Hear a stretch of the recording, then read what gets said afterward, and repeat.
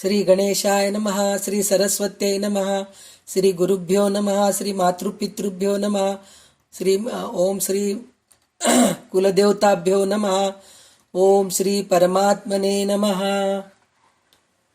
तर आपण अधिक मास निमित्ताने अधिक महात्म्याचं गोष्टी ऐकतो आहोत. तर आतापर्यंत आपले 16 अध्याय झालेले आहेत, म्हणजे 16 अध्यायातले गोष्टी झालेले आहेत. तर आता आपण 17वा अध्याय घेणार आहेत आज. तर आतापर्यंत झालेली गोष्टी तुम्हाला सगळ्यांना माहीतच आहेत. तरी पण त्यातलं थोडं काय द्रौपदीचं गोष्ट होतं, परत गायीचं होतं, वृतासुराचं गोष्ट होतं, अशा बऱ्याच गोष्टी होते. म्हणजे दान पुण्य, आपलं पुण्य पण दुसऱ्यांना देऊन कसं आपण त्यांना कृतार्थ करू शकतो, हे सगळं गोष्टी आपण ऐकलेल्या आहेत. तर आता भगवान विष्णू लक्ष्मीला 17व्या अध्यायात सांगतात मौन भोजन व्रत कसं असतं. तर आपण उपास करतो, तर काही लोकांना उपास करणं जमत नाही. तर लक्ष्मी आपल्यासाठी कितीतरी सोपे सोपे प्रश्न भगवंतांना विचारून आपल्याला सोपं करून ठेवलेली आहे. भगवान विष्णूंना लक्ष्मींनी विचारून, म्हणजे हे करू शकलं नाही तर अजून काय करू शकतो, असं प्रत्येक वेळेस लक्ष्मी विचारतीये आणि भगवान विष्णू सांगतायत. तर त्याच्यामध्ये ही एक कहाणी आहे की श्री विष्णूला लक्ष्मी म्हणाली, उपवासाचे महत्व आणि अधिक मासातील एका उपवासाचे पुण्यदानाची कथा छान आहे. पण ज्या कोणाला उपवास, म्हणजे आपण ते काशीमध्ये चंद्रेश्वरी म्हणून जे देवीचं देऊळ आहे म्हणून होतं, ते एका कुष्ठरोगी मोलकर्णीला स्वतःचं पुण्यदान दिल्यामुळे तिला ते चंद्रेश्वरी देवीचं स्थान प्राप्त झालं आणि तिचं देऊळ काशीमध्ये आहे, इथपर्यंत आपण गोष्ट ऐकलो होतो. तर त्याच गोष्टीला संदर्भात ती विचारतीये की एका उपवासाच्या पुण्यदानाची कथा छान आहे, पण ज्या कोणाला उपास करणे अजिबात शक्यच नाही, अशा माणसाने दररोज एक वेळ तरी भोजन केले पाहिजे ना, म्हणून ती विचारतीये विष्णूला. तेव्हा विष्णू म्हणतात, एक वेळ तर भोजन करणे असेल तर मौन भोजन केले पाहिजे. म्हणजे जेवताना त्या माणसाने अजिबात बोलू नये, कारण त्या मौन भोजनाचे अनेक फायदे आहेत. अशा मौन भोजनाने मोठा पुण्यसंचय होतो. उपवास म्हणजे कसा काय होतो पुण्यसंचय म्हणून म्हणलं तर, उपवासे जे पुण्य लाभते तेची मौने भोजने मिळते आणि तयाने सर्व दुरिते लोपती जाण निसंशय. मौन होय सौभाग्य प्राप्ती, मौने सर्व कलह मिटती, मौनेची लाभे सुखसंपत्ती, मौनेची कीर्ती वाढते, मौनेची होती सुंदर रूप, मौने आयुष्य वाढते खूप, मौनेची हटती सर्व पाप, म्हणून मौन सदा सेवावे. म्हणून भगवान विष्णू सांगतात, म्हणजे मौनाने काय काय होतं तर सगळं दुरिते दूर होतात, सौभाग्य प्राप्ती होते, कलह मिटते, सुखसंपत्ती मिळते, कीर्ती वाढते, रूप सुंदर होते, म्हणजे तेज वाढतं आपलं, मौन आयुष्य वाढते आणि सर्व पाप हटते, असं म्हणून सांगतात. असे आहे मौनाचे महत्व.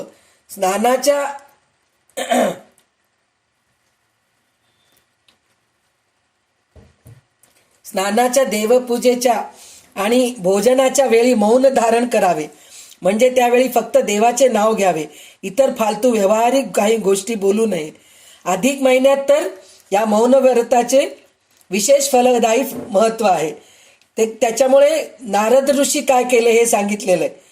नारद ऋषी या मौन व्रतामुळेच ज्ञानसंपन्न झाले. अवंतीपुरीत वेदशर्मा नावाचा सदाचारी गृहस्थ होता. त्याला उपवास करवत नसे. मग त्याने अधिक मासात कटाक्षाने मौनव्रताचे व्रत पाळले. त्यामुळे भगवान पुरुषोत्तम त्याला प्रसन्न झाले. पुढे तो वेदशर्मा निरोगी आणि कीर्तिवान झाला. त्या वेदशर्माने स्वर्गात गेल्यावर देवेंद्राला आपले 1 दिवसाचे मौनव्रताचे पुण्य दिले. देवेंद्रालाच दिले म्हणे त्यांनी. तर विचार करा तुम्ही, देवेंद्राला दिले म्हणजे किती पुण्य ते प्राप्त होत असेल. तर त्यामुळे ते देवेंद्राला काय झालं, इंद्राला काय झालं, दृष्ट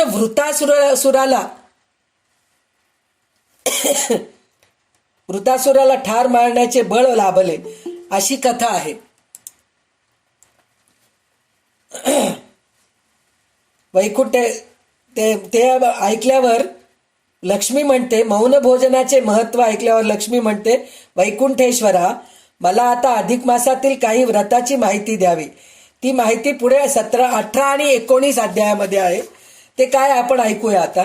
लक्ष्मी म्हणाली, देवा, मौन भोजनाचे महत्व मला पटले, पण अधिक मासातील अतिपुण्यकारक अशी पंचपर्वे कोणची?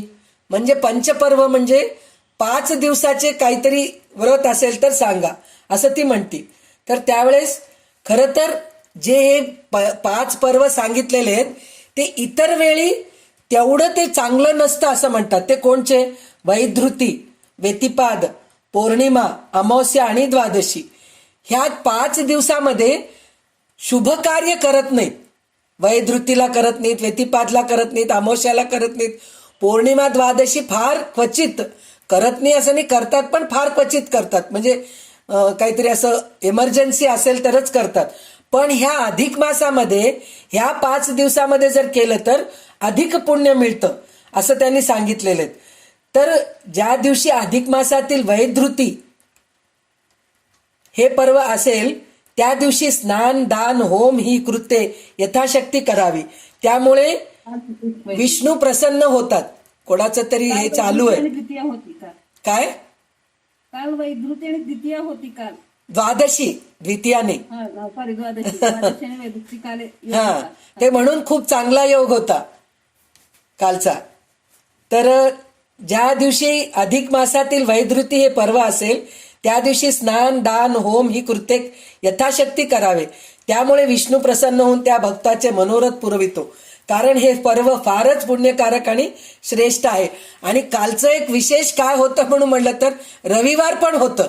रविवारी सगळ्यांना सुट्टी असती, तर त्यानिमित्ताने आपण जेवायला बोलावू शकतो किंवा एखादं कार्य घरामध्ये चांगलं करू शकतो.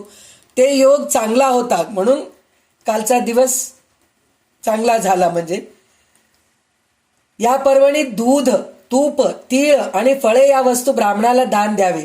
16 पाने, 16 सुपाऱ्या याचे विडे दान करावे. विष्णू सहस्रनामाचा उच्चार करावा. विष्णू सहस्रनामाचा उच्चार ह्या अधिक मासात खूप छान आहे. खूप म्हणजे खूप चांगलं असतं म्हणतात विष्णू सहस्रनाम. आणि भगवद्गीतेतील 15वा अध्याय पुरुषोत्तम योग हे 2 जर वाचलं तर खूप चांगलं असतं असं म्हणतात. या वैधृती पर्वात स्नान, दान, होम ही व्रते केल्यामुळे भक्त प्रल्हादाला पण इंद्रपद मिळाले. इंद्राची गेलेली संपत्ती त्याला परत मिळाली. अशी कितीतरी उदाहरणे आहेत. आता व्यतिपाद या पर्वाची माहिती तुला सांगतो. व्यतिपाद हा योग आला तर त्याचे फळ मोठे आहे. या दिवशी सोने किंवा धान्य दान करावे. ते पुण्य मोठे असते. 13 या संख्येत नारळ, केळी, खजूर, द्राक्षे, आंबे, फणस इत्यादी जी फळे देता येईल ती पूजा करून दान द्यावी. तीळ आणि एखादे ताट दान द्यावे. दरमहा व्यतिपाद योग असतो त्या दिवशी सुद्धा स्नान दान केले तर पुण्य लाभतेच. पण अधिक मासातील व्यतिपाद पर्व त्या सर्वात जास्त फलदायी आहे. भगवान विष्णू लक्ष्मीला म्हणाले, हे इंदिरे, आता तुला 3रे पर्व म्हणजे पौर्णिमा या पर्वाची माहिती सांगतो. पौर्णिमा तर आपल्याला दर महिन्यामध्ये दर पौर्णिमेला काही ना काही विशिष्ट सण असतं. ते सुद्धा भगवान विष्णूने लक्ष्मीला सांगितलेले आहेत. नंतर इष्टदेवता, आराध्य देवता आणि भगवान विष्णू पुरुषोत्तम यांची विधीपूर्वक निष्ठेने पूजा करावी. या दिवशी सोने, जमीन किंवा धान्य, कपडा वगैरे मोलाची दान सत्पात्री ब्राह्मणाला द्यावे.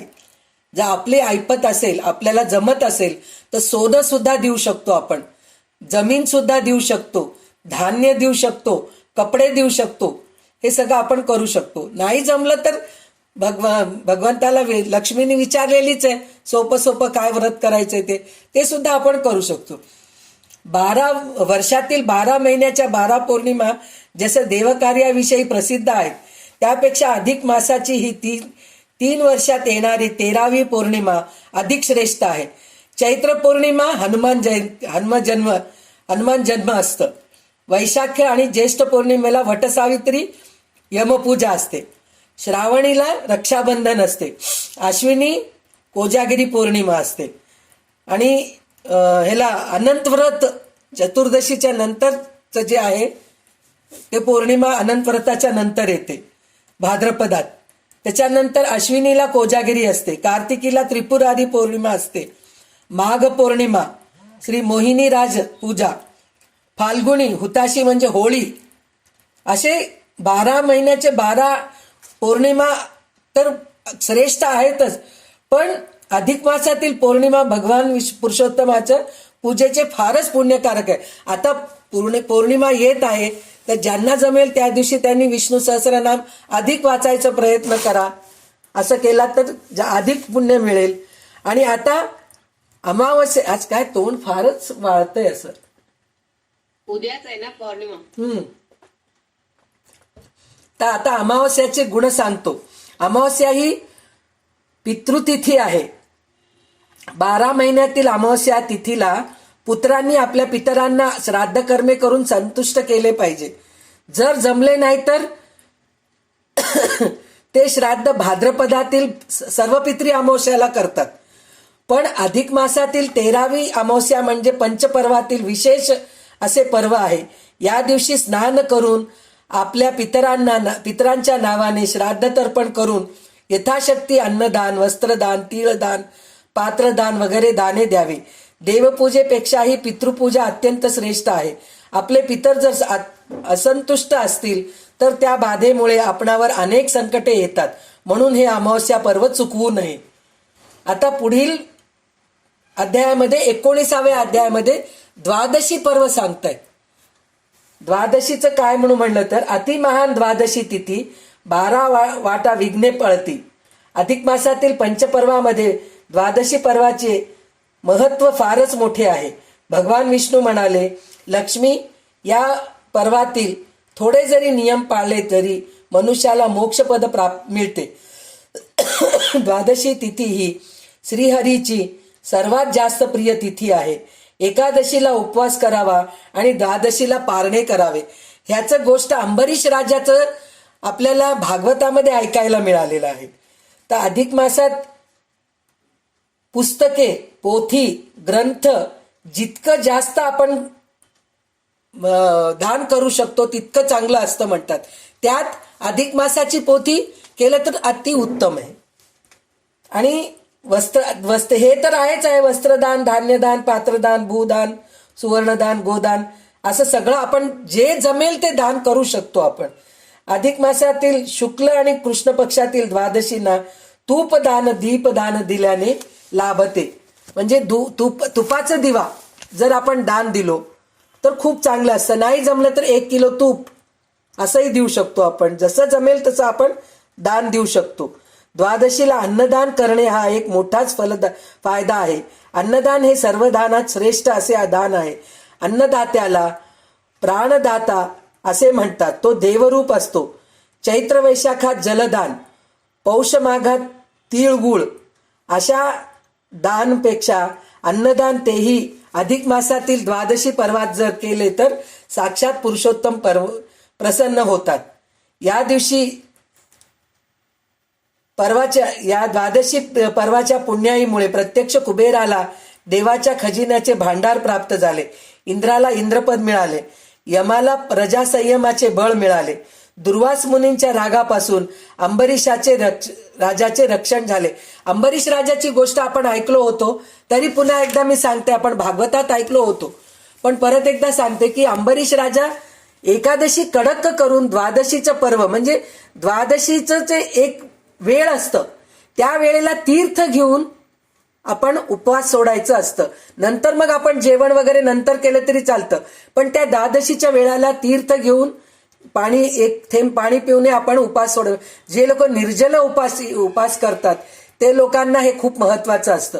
तर एकदा दुर्वास मुनी त्यांच्याजवळ आलेले असतात एकादशीला आणि द्वादशीच्या दिवशी नदीकाठी जाऊन आंघोळीला जाऊन बसतात आणि द्वादशीची वेळ आलेली असती. आता उपास सोडायची, पारणं करायची वेळ आलेली असती, पण दुर्वास ऋषी काही येत नाहीत. तर त्यावेळेस अंबरीश राजाला द्वादशीचं सोडणं महत्वाचं आहे, पारणं करणं महत्वाचं आहे. म्हणून त्या वेळेला त्यांनी फक्त देवाचं तीर्थ घेतात जेवत नाहीत, सगळे स्वयंपाक वगैरे करून तयार राहतात. पण दुर्वास ऋषी खूप उशिरा येतात आणि ते रागीट आहेत किती म्हणलं तरी. तर त्यावेळेस ते दुर्वास ऋषी येऊन म्हणतात, राजा तू आम्हाला सोडून तीर्थ घेतलास तर तुला मी आता हे करतो, मारतो असं म्हणून म्हणतात. तर त्यावेळेस विष्णू भगवान म्हणजे अंबरीश राजा जे विष्णूची जे पूजा करत असतो, एकादशी द्वादशी हे विष्णूचे तिथी आहेत.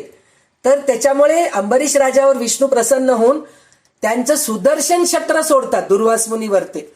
तर दुर्वास मुनी पळत पळत पळत ब्रह्मदेवाकडे जातात. ब्रह्मदेवाला म्हणतात मला वाचवा या सुदर्शन चक्राकडून. तर ब्रह्मदेव म्हणतात मी काही करू शकत नाही. ते विष्णूचं सुदर्शन चक्र एकदा सुटलं म्हणजे सुटलं, ते काम केल्याशिवाय परत वापस जात नाही. मग पळत पळत ते शिवाकडे जातात. शिवाकडे गेले तर शिव पण तेच उत्तर देतं. नंतर ते विष्णूकडेच जातात. तर विष्णू म्हणतात मी पण काही करू शकत नाही, एकदा माझ्या हातातून सुटलंय ते, तर मी काही करू शकत नाही. ज्याच्याकडून तुला हे सुदर्शन चक्र तुझ्या मागे लागले त्या अंबरीश राजाकडेच तू जा, म्हणजे तुझं रक्षण होईल.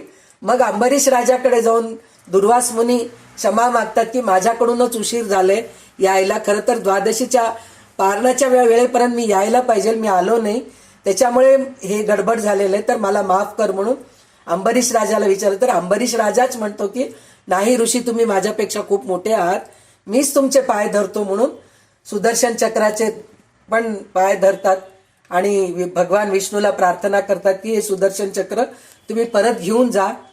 तर त्यावेळेस भगवान विष्णू सुदर्शन चक्र परत घेतात.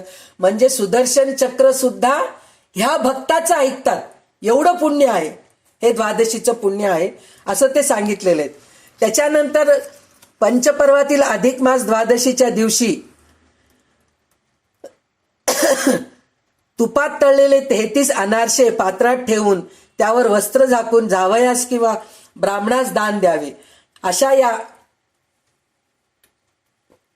दानामुळे भगवान पुरुषोत्तम प्रसन्न होऊन कल्याण करतो.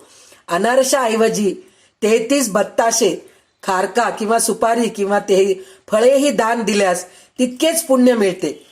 अजून एक सोपं ह्याच्यात उपाय म्हणून म्हणलं तर काय, आपण भगवान विष्णूला पारिजातकाचे फुलं खूप आवडतात, तुळशी आवडतात, तर आपण पारिजातकाचे फुलं 33 ह्या क्रमाने जर भगवान विष्णूला वाहिले, त्याच्याहून जास्त वाहिले तर खूप चांगलं आहे, पण कमीत कमी दररोज 33 फुलं जरी भगवंताला वाहिलं तर खूप चांगलं असतं.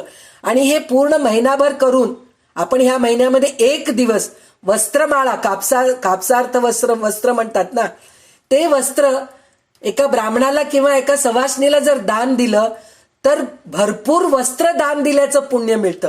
कारण आपण फुलं तर देऊ शकत नाही, म्हणजे सोन्याचे फुलं, चांदीचे फुलं दान देऊ शकत नाही. बरं, ते दिलं तरी उपयोगाला यायचे काही हे नाहीये. त्याच्यापेक्षा आपण कापसाचं वस्त्रमाळा जर दान दिलं तर खूप पुण्य मिळतं आणि ज्यांना आपण दान देतो त्यांना ते उपयोगी पण येतं. म्हणून आपण ते वस्त्रमाळा सुद्धा आपण दान देऊ शकतो.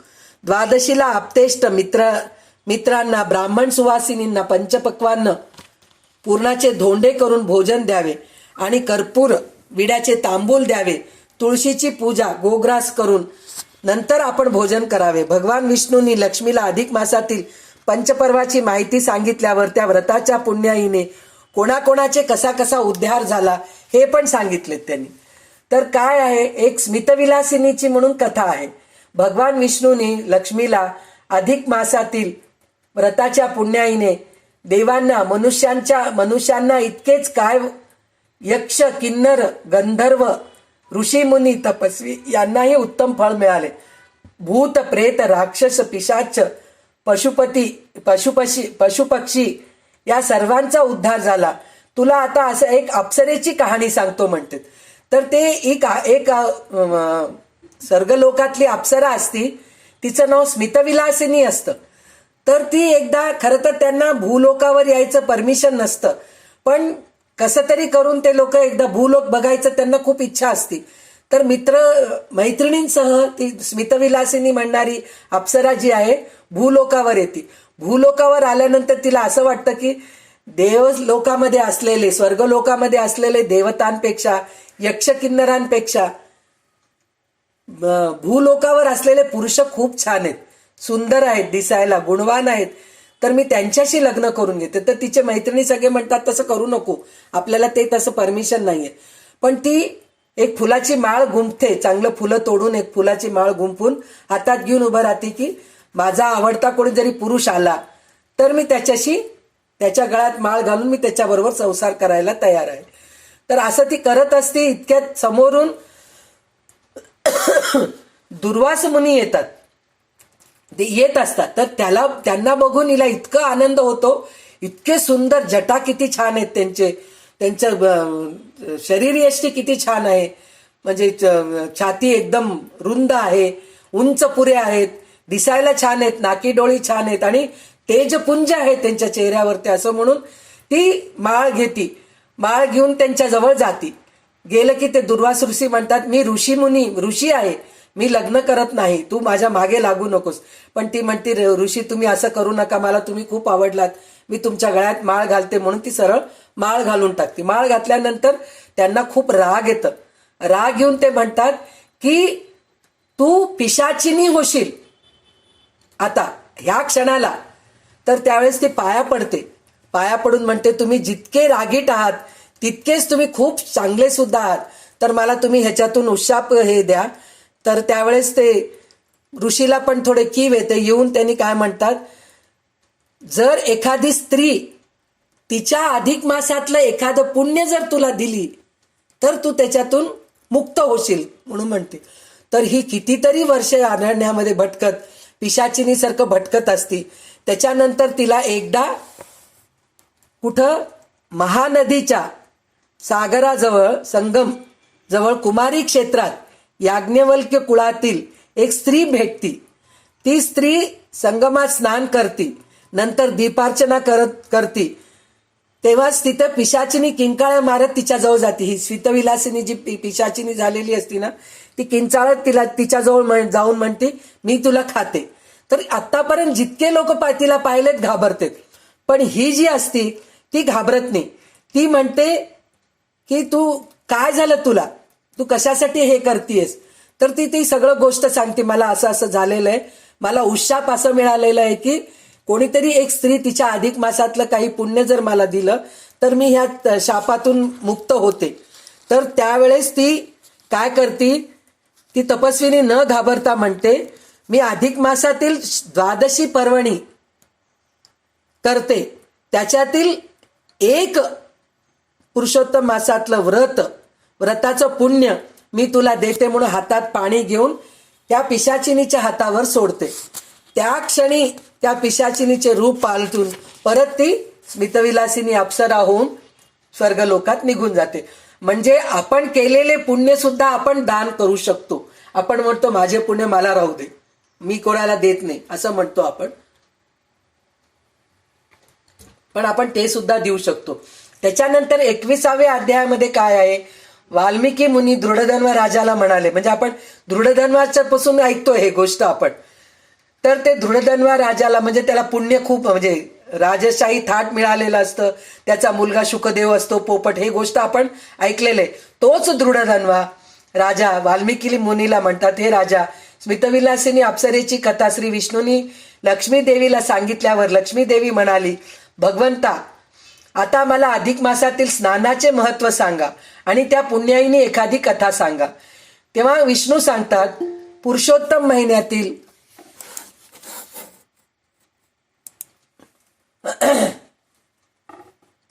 महिन्यातील स्नानाचे पुण्य अधिक मोठे आहे. या महिन्यात महिनाभर दररोज नित्यविधी स्नान करणाऱ्याची सर्व पापे नाहीशी होतात. पण हे स्नान केव्हा करायचं, सूर्योदयाच्या वेळेस, सूर्योदयाच्या आधी किंवा सूर्योदयाच्या आधी वेळेला, आणि ते सुद्धा थंड पाण्याने करायचं असं म्हणून सांगितलेलं आहे. पण ते आता आजकालच्या काळामध्ये आपण ते काहीतरी आजारपणाला आमंत्रण दिल्यासारखं असतं. तर आपण आपल्याला जसं सोचेल तसं करायचं. जर ते नाही जमलं आपल्याला तर कमीत कमी स्नान करताना गंगेच्या, यमुनेच्या, गोदावरी, सरस्वती हे जे नद्यांचे नावं आहेत ना, ते नाव घेऊन स्नान केलं तर आपण नदीमध्ये स्नान केल्याचं पुण्य मिळतं. आणि ह्या महिन्यामध्ये, अधिक महिन्यामध्ये आपण प्रयाग, गंगा स्नान, सरस्वती, गोदावरी, नर्मदा ह्या ठिकाणी जाऊन स्नान करणं महत्वाचे. एक दिवस तरी करावं, कमीत कमी 3 दिवस करावं, नाहीतर महिनाभर तिथं राहून केलं तर अति उत्तम आहे. आणि ज्यांच्या गावात नदी आहे कमीत कमी त्यांनी तरी जवळच्या नदीवर जाऊन आंघोळ करणं हे फार महत्वाचं आहे, असं भगवान विष्णू लक्ष्मीला सांगतात. तसं केलं तर नवे नित्यतेज प्राप्त होते, आरोग्य लाभते. अधिक मासातील स्नानामुळे देवांना देवत्व प्राप्त झाले, ऋषीमुनींना तापसी व पवित्र बनले, अनेक पापांचा उद्धार झाला आणि अनेकांना मुक्ती मिळाली. लक्ष्मी म्हणाली, वैकुंठनाथा, ज्या लोकांना हे अधिक मासातील स्नान महिनाभर सतत करणे अधिकच अशक्य असेल, त्यांनी एक दिवस जरी विधीपूर्वक स्नान करून यथाशक्ती दान धर्म केले तर त्यांना हे पुण्य मिळते का? तर त्यावेळेस भगवान विष्णू हसून म्हणाले, या थोर पुरुषोत्तम अधिक महिन्यात एक दिवस जरी विधियुक्त स्नान करून यथाशक्ती दान धर्म केला तरी त्याला पुण्य हे मिळणारच. म्हणजे कमीत कमी एक दिवस तरी थंड पाण्याने सूर्योदयाच्या अगोदर स्नान करायचा आपण प्रयत्न करू शकतो, पण आपल्या प्रकृतीला मानवेल तरच. हे कंसामध्ये पाहिजे, म्हणजे ते महत्वाचे. कारण आजकाल प्रत्येकाला शुगर, बीपी काही ना काही आहे, प्रॉब्लेम्स आहेत.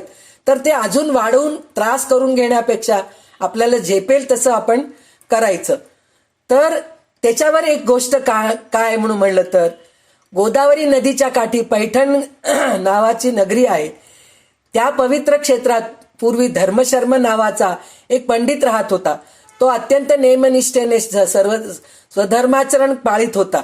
अधिक मासात तर तो पुरुषोत्तम प्रित्यर्थ सर्व प्रकारची व्रते दाने करीत असायचा. त्याला तसे वैभवही मिळाले.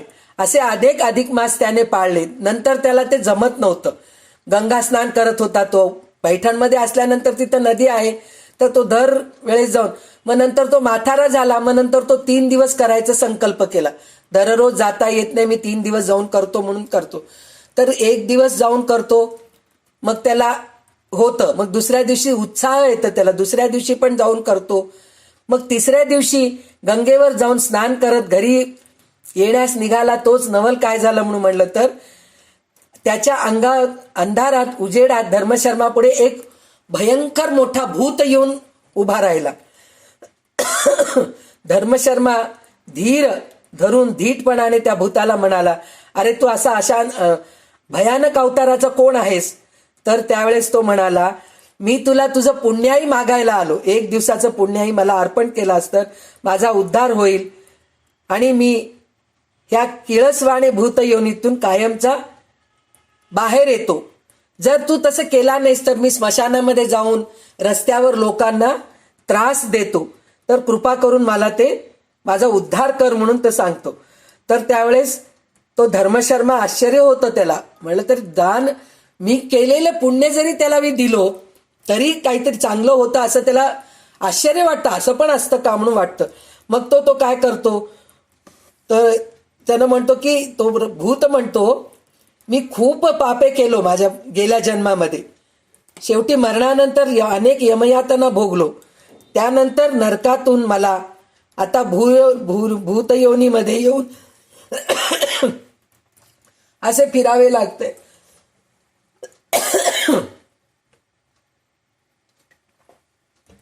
तर मला तुझा अधिक मासाचं थोडं पुण्य मला दान दे म्हणून म्हणतात. तर त्यावेळेस त्यांनी म्हणतात, ह्या वर्षीच केलेलं मी, इतके वर्ष तर दररोज केलो, पण ह्या वर्षीच केलेले मी 3 दिवसाचं त्रिदिनी स्नान केले आहे, याचे पुण्य मी तुला दान दिले आहे, हे घे म्हणून पुन्हा त्यांनी पाणी हातावर घेऊन त्या भूताच्या हातावर पाणी सोडतात.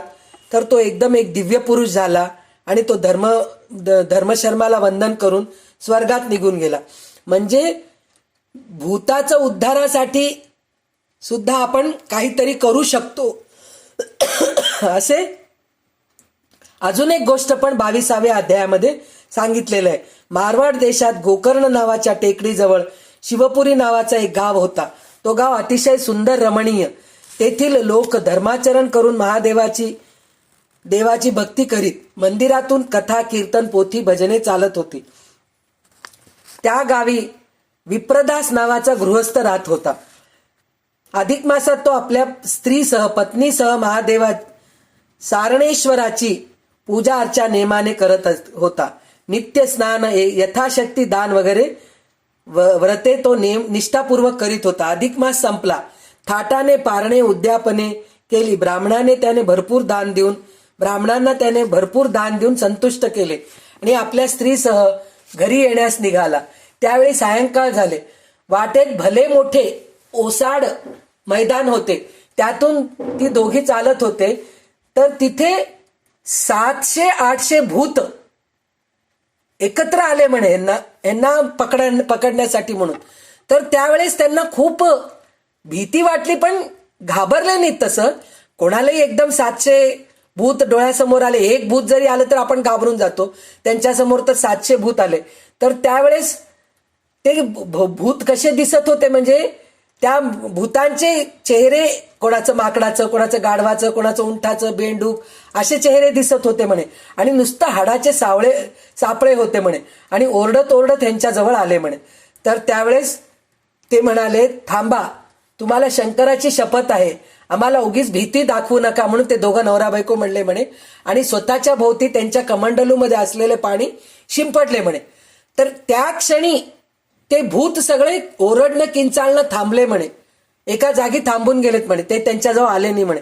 तर त्या भूत प्रेताच्या पिशाच्यांना असं वाटलं म्हणे ते नुसतं पाणी त्यांच्या भोवती शिंपडलं तरच एवढं हे झालं, आमच्यावर प्रभाव पडलं. जर प्रत्यक्ष ते पाणी आम्हाला मिळालं तर किती आम्ही त्याचं हे होईल, फायदा होईल, म्हणून ते पाया पडू लागले म्हणे त्या दोघा नवरा बायकोचे. तर त्यावेळेस ते दोघं जणी काय म्हणलेत म्हणे, आम्ही आत्ताच अधिक मासाचे व्रत उद्यापन करून आलो. त्या पुण्याईने भगवान पुरुषोत्तमाच्या कृपेने आमच्यावर तुमची कसलीही चाल चालणार नाही. हे पुण्यवान पुरुषा, त्यावेळेस भूत म्हणाले म्हणे, आमचा उद्धार करा. तर त्यावेळेस तो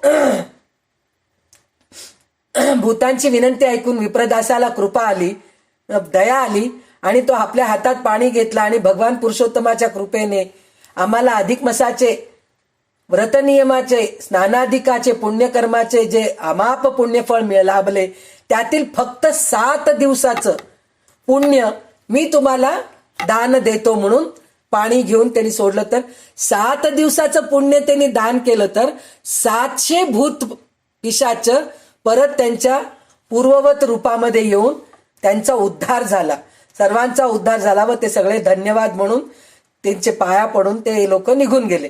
नंतर विष्णू म्हणाले, या अधिक मासातील स्नानाच्या पुण्यप्रभावाने धर्मशर्मा जसा धन्य झाला तसाच विप्रदासही भूतांच्या उद्धार करता बनला. म्हणजे धर्मशर्माने पण एकाचं उद्धार केलं आणि विप्रदास तर 700 भूतांचं केला. असं छोटे छोटे गोष्टी तुला मी सांगितलो. आता सौराष्ट्र देशामध्ये प्रभासपट्टण नावाचे एक नगर आहे. तेथे सोमशर्मा नावाचा एक ब्राह्मण राहत होता. तो खूप श्रीमंत होता, तरी त्याला गर्व नव्हता. तो दयाळू, श्रद्धाळू, विद्वान आणि विनम्र असा होता. सतत दान धर्म करणारा होता. तो अधिक मास करत होता. अधिक मासात सुद्धा दान धर्म करायचा आणि भल्या पहाटे समुद्रावर स्नान करून घरी परत येत होता. तोच वाटेत त्याला एक महाभयंकर राक्षस दिसला. त्या राक्षसाला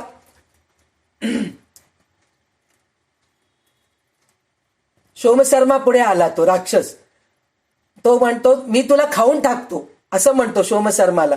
तर सोमशर्मा घाबरतो. त्याने नरसिंहदेवाचे स्मरण केले. म्हणजे जे दशावतारामधले नरसिंह आहेत त्यांचे त्यांनी स्मरण केले. कारण राक्षसाला ठार मारणारे नरसिंहच होते. प्रत्यक्षात असं पोट फाडून हिरण्यकश्यपूचं जे त्यांनी हे केलंय, उद्धार केले, ते नरसिंह होते. म्हणून त्यांचं त्यांनी प्रार्थना केली. तर त्यावेळेस तो राक्षस एका जागी थांबला आणि सोमशर्माला धरायचा प्रयत्न करतो, पण तो त्याला हात लावू शकत नाही, कारण नरसिंहाचं त्यांनी धावा केलेले आहे.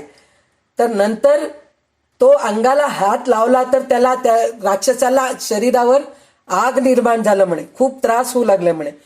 तर त्यावेळेस सोमशर्मा काय केला, अरे ह्याला खूप त्रास आहे, आधीच तो राक्षस आहे, त्यात माझ्या अंगाला हात लावल्यामुळे त्याला खूप त्रास होते, तर माझ्या अधिक मासातलं एक पुण्य मी त्याला देतो. कोणतं पुण्य देतो म्हणे, तर अधिक मासातील एका स्नानाचे पुण्य त्याला दान देऊन अंगावरचे ते संकल्प, त्याच्या अंगावर संकल्पाचे पाणी ओतले. त्यामुळे त्या राक्षसाला दिव्य रूप प्राप्त झाले आणि तो विमानासारखा भरकन उडून तेथे थेट स्वर्गात गेला. भगवान विष्णू म्हणाले, इंदिरे अशा आहेत अधिक मासात स्नान पुण्याच्या महत्वात, स्नानदानाच्या पुण्य महत्वाच्या अनेक कथा. आता पुढे ते 23व्या अध्यायात धरणे पारणे व्रत, हे धरणे पारणे व्रत तुम्ही सांगितला होता तसं आहे. व्रताची कथा मी तुला सांगतो, ते शांत चित्ताने तू ऐक असं म्हणाले. तर त्यावेळेस विंध्य पर्वताच्या अमरकंटक नावाच्या एका भागात प्रत्यक्ष शिवशंकराच्या हातून एक नदीचा उगम झाला आहे. त्या नदीचे नाव नर्मदा आहे. आपण नर्मदा परिक्रमा करतो ती नर्मदा. तर नर्मदा नदीच्या उगमापासून म्हणजे अमरकंटक पर्वतापासून तो थेट तिच्या सागर संगमापर्यंत म्हणजे भृगुखच्छ भडोच, आता भडोच म्हणतात त्याला, क्षेत्रापैकी पर्यंतची परिक्रमा प्रदक्षिणा करणे अनेक लोक करतात. त्या अति अवघड परिक्रमा पूर्ण केल्याने जीवाचे सार्थक होते. अशा त्या अतिपवित्र नर्मदेच्या तीरी भडोच तीर्थक्षेत्रात प्रत्यक्ष भगवान शंकर पार्वतीसह निवास करतात. अनेक देवतांच्याही तेथे निवासस्थान आहे. त्या देवांच्या नगरीत कुशल शर्मा नावाचा एक विद्वान ब्राह्मण असतो. त्याला कुशावती नावाची मुलगी असते. तिचे नाव मेधावती. कुशल शर्मा आणि कुशावती या जोडप्याला एक सुंदर मुलगी असते. तिचं नाव असतं मेधावती. मेधावती उपवर झाल्यावर तिचे लग्न पद्मनाभ नावाच्या एका तरुणाशी झाले. मेधावतीचा संसार आधी सुखाने सुरू झाला. एके दिवशी तो तरुण पद्मनाभ नर्मदा नदीत स्नानासाठी गेला. तोच हाय रे देवा, त्याला नदीतील एका मगरीने ओढले आणि तो पद्मनाभ बुडून मेला. ते मगर खाऊन टाकते. ती वार्ता अनेक लोक नदीवर जमले. कुशल शर्मा, कुशावती, मेधावती यांना अत्यंत दुःख झाला. पण मृत्यूपुढे कोणाचा काही इलाजच चालत नाही म्हणून दोघे ते लोक शांत होऊन घरी आले आणि मेधावती सतत उदास राहायची म्हणे. तर देवपूजा, नामजप, दान धर्म यातच आपला काळ कंठीत असायची. एकदा कुशल शर्मा तिला म्हणाला, बाळे, आता अधिक मास येईल, त्यात तू धरणे पारणे व्रत कर. त्या योगे तुला मनशांती मिळेल, तुझे कल्याण होईल. पुढे अधिक मास आला. मेधावतीने पहाटे उठून नर्मदा नदीत स्नान केले. शिवलिंगाची पूजा करून देवी पार्वतीची प्रार्थना केली. नंतर तिने माता पित्यांना वंदन करून नर्मदा प्रदक्षिणा सुरू केली. तिच्याबरोबर काही भाविक लोक सुद्धा होते म्हणे. त्या अधिक मासात तिने एकांत रोपावस म्हणजे एक दिवस संपूर्ण उपवास करून दुसरे दिवशी एकभुक्त भोजन करे. धरणे पारणे म्हणजे असं असतं, एक दिवस जेवायचं दुपारी 12 वाजता, दुसरे दिवस पूर्ण उपास करायचं. हे धरणे पारणे व्रत तिने निष्ठेने केले. रोजचे नर्मदा स्नान, शिवपार्वती पूजन, भूमिपूजन वगैरे नियमाने महिनाभर तिने पाळले. त्या खडतर दिनचर्येमुळे आणि त्या कडक व्रतनियम पाळल्यामुळे मेधावतीचे खूपच अशक्त झाली. एके दिवशी ती शिवपार्वती पूजा करीत असताना मरण पावली. तिचा आत्मा पार्वतीच्या रूपात विलीन झाला. काशीनगरातील लोकांना त्या मेधावतीला नंतर विशालाक्षी नावाची देवी करून जिथे आता आपल्याला काशीमध्ये विशालाक्षी देवीचं जे देऊळ आहे ते हे मेधावतीच आहे. तीच मेधावती विशालाक्षी झालेली आहे. तिचंच देऊळ काशीपुरीमध्ये आहे. तिचं दर्शन कितीतरी लोक घेतात. आपणही घेऊ शकतो. तिथं जवळच आहे विशालाक्षी मंदिर आहे. तर हे गोष्ट ते अधिक मासात ते स्नान वगैरे केली आणि नर्मदा परिक्रमा केल्यामुळे तिला ते प्राप्त झालेलं आहे. भगवान विष्णू म्हणाले, लक्ष्मी अधिक मासात ते एकांत रोप वासव्रता धरणे पारणे केल्यामुळे ती मेधावती मानव असून देवता बनली. तशीच तिची एक मैत्रीण त्या नक्तभोजन व्रताच्या पुण्याईने देवता स्वरूपी झाली. ती कोमला देवी नावाची मैत्रीण काशीनगरीतील मंगलागौरी, काशीनगरा आपल्या अष्टादश पीठ प्रार्थनामध्ये आहे मांगल्य काश्मीरे तू मंगल्या गौरी म्हणून असं आहे. तर ते मंगळा गौरी नावाची देवता झाली. तिचेही तेथे मंदिर आहे.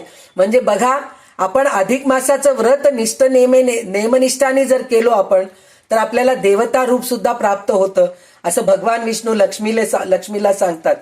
त्या 2 देवतांची कथा सांगितल्यावर विष्णूंनी लक्ष्मीला ब्राह्मण सेवा करणाऱ्या एका धनदास नावाच्या गृहस्थाचा आणि त्याची पत्नी मानवती हिचा उद्धार कसा झाला हे कथा पुढच्या अध्यायात 24व्या अध्यायात सांगितलेले आहेत. तर पार्वती माता मेनका हिच्या पूजेने अधिक मासातील मेना व्रताचे महात्म्य जे का अतिविशेष आहे ते आता सांगत आहेत. ती कोणची कथा आहे म्हणून म्हणलं तर लक्ष्मी म्हणाली, देवा त्या मेना व्रताच्या कथेपूर्वी मला अधिक मास पुरुषोत्तम प्रित्यर्थ कोणकोणती दाने आणि व्रते करावीत ती एकदा पुन्हा सांगावीत. म्हणजे आपण विसरून गेलो. म्हणजे लक्ष्मीला किती काळजी आहे पा आपली. आपण आज ऐकतो उद्या विसरून जातो. म्हणून पुन्हा लक्ष्मी भगवान विष्णूंना पुन्हा विचारते की अजून मला परत एकदा सांगा, काय काय व्रत केलं तर काय केलं तर काय पुण्य प्राप्त होतं हे थोडे तुम्ही परत एकदा मला सांगा असं लक्ष्मी विष्णूला विचारते. तर त्यावेळेस भगवान विष्णू म्हणतात, देवी दर 3 वर्षांनी येणाऱ्या अधिक मास महापर्व काळात यथाशक्ती सोने रूपे चांदी तांबे हे धातू अथवा त्याचे पात्र तूप किंवा तीळ घालून ब्राह्मणास दान द्यावे. त्या पुण्याईने प्रभू पुरुषोत्तम प्रसन्न होतो. सर्व पापे नष्ट होतात. मोती वस्त्रे धान्य अन्न पादत्राण म्हणजे चप्पल सुद्धा देऊ शकतो आपण. तूप तीळ विलायची वेलची घालून तूप साखरेचे रव्याचे लाडू गुळ खोबऱ्याचे मोदक पुरणाचे धोंडे 33 अनारसे बत्ताशे खारका सुपाऱ्या फळे वगैरे यथाशक्ती दान द्यावे. त्यामुळे पुण्य मिळते, सुखसमाधान मिळते, शांती प्रगती लाभते, स्वर्गप्राप्ती पुरुषार्थ आणि कीर्ती मिळते. व्रत नियम जप होम गोपूजन गोदान तीर्थस्थान देवदर्शन दीपपूजन दीपदान ब्राह्मण पूजा उपवास मौन भोजन पारणे उद्यापन यात्रा हे सर्व प्रकृती आणि परिस्थिती पाहून केले पाहिजे. म्हणजे भगवंत पण सांगतायत तुमच्या प्रकृतीला सुटेबल आणि तुमच्या घरची परिस्थिती पाहूनच तुम्ही केले पाहिजे. अधिक मास महात्म्य ग्रंथ किंवा लहानशी पोथी याचे विद्यादानाचे पुण्य पण असते. आपण काही नाही तर विद्यादान आपल्याला जी विद्या येते ती विद्या आपण दुसऱ्यांना जर अधिक मासात दिलो त्याचं पण पुण्य आहे. म्हणूनच आपण संकल्प केलेले आहेत की दर सोमवार मंगळवार आपण एक चरित्र सांगूया. म्हणजे त्याचं विद्यादानच आहे. ते चरित्र सांगणं म्हणलं तर एक प्रकारचं विद्यादानच आहे. तर ते सुद्धा आपण पुण्य आपण ह्या माध्यमातून मिळवायचा प्रयत्न करत आहोत. तर लक्ष्मी म्हणाली अधिक मासात त्याच्यानंतर भगवान म्हणतात आपण केलेले अधिक मास व्रत दानाचा काही भाग इतरांना दान अर्पण करावा. म्हणजे आपण केलेले पुण्य सुद्धा आपण दान करू शकतो. त्या योगे खूप समाधान मिळते. त्यागाचे फळ महापुण्यकारक असते. देवाचे सतत नामस्मरण पोथी वाचन किंवा श्रवण यामुळेही मनुष्याच्या जीवनाचे सार्थक होते. लक्ष्मी म्हणाली भगवंता अधिक मासातील व्रते नियम दान वगैरे आता मला खूप समजली. ती केल्याने मनुष्याचे कल्याण होते हेही कळाले. पण एखाद्या देवी देवतेने अधिक मास व्रत कोणते केले आणि त्याचे फळ त्या देवतेला काय मिळाले हे मला सांगावं. म्हणजे आतापर्यंत मी राक्षस माणसं ऋषीमुनी हे सगळे केलेले ऐकले, पण कोणत्या तरी देवानी पण हे व्रत केलंय का असं ती विचारतीये. तर त्यावेळेस वशिष्ठ पत्नी अरुंधती आणि शंकराची पार्वती या दोघी एक दिवशी सहज बसल्या होत्या. त्यावेळी वशिष्ठ पत्नी अरुंधती शंकर पत्नीला म्हणते, उमे अधिक मासात तू काही एखादे विशेष असे व्रत केली होतीस का असा प्रश्न अरुंधती विचारते. त्यावर पार्वती म्हणती अधिक मासातील मी माझ्या मातेची म्हणजे मेना देवीची पूजा केले होते. त्या पुण्याईमुळे भगवान पुरुषोत्तम माझ्यावर प्रसन्न झाले आणि यांनी मला अनेक अवतार घेऊन दुष्टांचा संहार करण्याचे बळ मिळाले. म्हणजे पार्वतीला जे शक्ती मिळाली, म्हणजे जे महिषासूर मर्दिनी म्हणतो, अष्टलक्ष्मीमधले जे देवी आहेत, यांना सगळे जे शक्ती मिळालेले आहेत, हे अधिक मासाचं व्रत केल्यामुळे, तिच्या आईच्या मेनादेवीची पूजा केल्यामुळे तिला ते सगळं शक्ती प्राप्त झाले असे पार्वती सांगतीये. मेनादेवीची पूजा म्हणजे अधिक मासात तू हे आगळेच मातृपूजनेचे व्रत केलेस की, ते व्रत तू कसे केलेस मला तरी सांग म्हणून म्हणतीये अरुंधती. तर एकदा कैलास पर्वतावर मी आणि भगवान शंकर सहज गप्पा गोष्टी करीत बसली होतो. त्यावेळी माझी आई मेनावती आली. आम्ही तिचे स्वागत करून नमस्कार केले. तेव्हा मेनावती आई म्हणाली, जगातले सगळे लोक गौरी शंकराची आराधना करतात, त्यांचे कल्याण होते. पण गौरी ही हिमकन्या असून, हिमकन्या म्हणजे पर्वतराजाची, हिमालयाची पुत्री असून हिमगौरी मात्र फारशी प्रसिद्ध नाही. पार्वतीची पूजा कोणीही करीत नाहीत. या जगात मात्या पित्याला किंमतच नाही, म्हणून तिला म्हणती ती. असे का म्हणतेस माते? कोणी नाही तरी मी आज तुझी पूजा करीन. सध्या हा आरती क्लास चालू आहे, नंतर बोलते.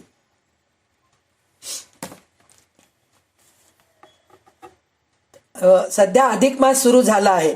आज तृतीया तिथी आहे. ही तिथी मला गौरीला फारच प्रिय, म्हणजे हरताळिका तिथी जी असती ना, ती गौरीला फारच प्रिय आहे. आजच्या या महान पुण्यपर्वात मी स्वतः माझ्या मातेची पूजा करणार आहे. भगवान पुरुषोत्तमाची आम्ही उभयतांनी जोडीने प्रार्थना करू आणि तुझ्या नावाने जे जे लोक हे मातृपूजेचे महिनाव्रत अधिक मासात शुद्ध तृतीयेला करतात, म्हणजे तृतीयाच्या दिवशी, शुद्ध तृतीयाच्या दिवशी जर केलं तर, म्हणजे अमावस्यानंतरचं जे तृतीय आहे ते शुद्ध तृतीय आहे. त्या तृतीयेला आईची ओटी भरून आईची जर पूजा केले तर खूप पुण्य मिळतं अधिक मासामध्ये, असं पार्वती सांगतीये. सर्वांचे कल्याण होते. आणि पार्वती आणि शंकर या उभयतांनी लगेच मातृपूजेच्या मेनाव्रतेचा सोहळा पार पाडला. त्या सोहळ्याच्या थाटात वर्णन पार्वतीने केले ते ऐकून अरुंधती म्हणाली, मग अधिक मासात शुद्ध तृतीयेच्या दिवशी प्रत्येकाने आपल्या आईची अशीच पूजा करायची का? आईला पाठ चौरंगावर बसून तिची सन्मानाची ती सत्कार पूजा करावे का? तर प्रत्येकाने, ह्या पुस्तकात असं का दिलंय मला माहित नाही, पण ह्या पुस्तकात असं दिलंय, प्रत्येकाने आपल्या आईची पूजा नाही करायची, त्यांनी हे मेनाव्रत म्हणजे हिमगौरीची पूजा करायची असती असं म्हणून सांगितलंय. पण आईची पण पूजा करतात असं मी ऐकलेली आहे. ती पूजा कशी करायची ते सांगते. प्रत्येक अधिक मासात शुद्ध तृतीयेच्या दिवशी पहाटेच स्नान करून पांढरे वस्त्र नेसावे. घरात शुद्ध पवित्र जागेवर पाट किंवा चौरंग मांडून त्यावर पांढरी धोत्र्याची फुले किंवा 5 फळे मांडावी.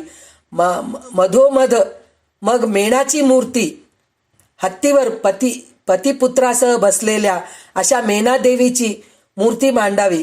5 गौरीची सुपारी रूपाने मांडणी करावी. रांगोळीने छान आरसा करावी, म्हणजे रांगोळी घालावे. मग षोडशोपचारे त्या मेना मातेची पूजा करून तुपाचे निरांजन ओवाळावे. त्या दिवशी उपास करून सायंकाळी त्या मेना मातेला गोड पदार्थाचा नैवेद्य अर्पावा. मग जेवावे. गोपूजन, गोग्रास, सुवासिनीला अन्न वस्त्रदान आणि अधिक मास महात्म्य पोथी ही यथाशक्ती दाने पुरुषोत्तम प्रित्यर्थ या मातृपूजनाच्या निमित्ताने करावे. त्यामुळे अखंड सुख प्राप्ती होते. नंतर दुसऱ्या दिवशी ती पूजा विसर्जन करावी. पार्वतीने साऱ्या लोकांच्या कल्याणासाठी मेना व्रतातील ही मातृपूजेची माहिती अरुंधतीला सांगितली. तेव्हा तिचे समाधान झाले. भगवान विष्णू म्हणाले, लक्ष्मी, तुझ्या इच्छेप्रमाणे मी अधिक मासातील दानाचे माहिती तुला दिली आणि मेनाव्रत आगळ्या पूजेची कथा सांगितली. आता पुढच्या अध्यायात आणखीन काही कथा सांगतो, ते पुढच्या आठवड्या सोमवारी आपण ऐकूया. आणि आता आपण संत चरित्र ऐकायला सुरू करूया. तर आज जे अधिक मासाचं महात्म्य जे माझ्या मुखातून निघालेलं आहे ते विष्णूला अर्पण करून श्रीकृष्णार्पण मस्तू म्हणून कथा इथेच थांबवते आणि भगवान पुरुषोत्तमाला अशा प्रार्थना करते की जे कोणी हे कथा ऐकलेत त्यांना सगळ्यांना अधिक पुण्य मिळू दे अशी प्रार्थना करून भगवान गोपाळ कृष्णाला नमस्कार करते. गोपाल कृष्ण भगवान की जय.